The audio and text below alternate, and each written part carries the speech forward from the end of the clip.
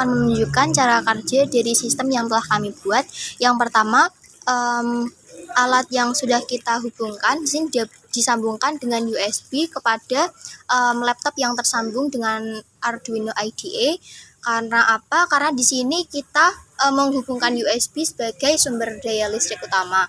Lalu di sini juga sudah kita masukkan ke dalam air, yaitu pumpnya yang digunakan untuk memompa air yang akan tersemprotkan nantinya ke dalam tanahnya. Lalu apabila nanti di sini kelembaban kurang dari 40, maka air secara otomatis akan menyala. Di sini kami membuat project tentang plant watering system, di mana sistem tersebut akan menyiram secara otomatis apabila keadaan kelembapan tanah itu di bawah 40. Nah, di sini ada beberapa komponen yang kami gunakan. Yang pertama, di dalam boxnya itu ada ESP32 sebagai microcontroller. Lalu ada water pump. Di sini digunakan untuk memompa air dari sumber air. Lalu ada relay berfungsi sebagai saklar elektronik yang dapat dikendalikan oleh ESP32 yang juga berada di dalam box. Lalu ada LCD I2C, di mana itu digunakan untuk menampilkan informasi seperti kelembaban tanah.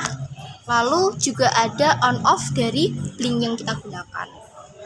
Lalu di sini juga ada soil moisture sensor, di mana sensor tersebut digunakan untuk mengukur kelembapan tanah. Lalu ada breadboard, di mana breadboard ini juga tergabung di dalam box yang mana ini tersambung di dalam LCD dan juga baterainya.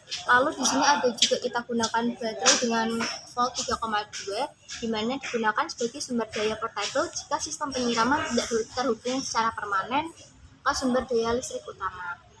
Lalu ada beberapa library yang kita gunakan. Yang pertama ada Liquid Crystal I2C, lalu ada Wear, ada Wi-Fi Client, dan juga ada Blink Sample ESP32. Lalu ada beberapa perangkat lunak yang kita pakai. Yang pertama ada Arduino IDE, lalu ada library Arduino, dan yang terakhir kita menggunakan Blink.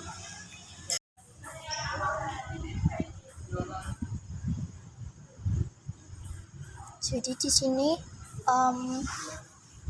apabila blinknya sudah di-on-kan, di sini sudah on, dan di sini pada LCD-nya akan tertera keterangan dari kelembaban tanah, yang dimana kelembapannya itu 0, dan juga ada tulisan jika motor ini dalam kondisi on.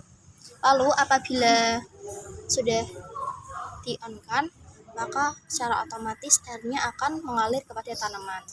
Karena tadi airnya sudah menyala dan di LCD-nya itu sudah menunjukkan moisture 61, maka dengan otomatis alat akan berhenti untuk menyemprotkan air karena sudah di atas 40.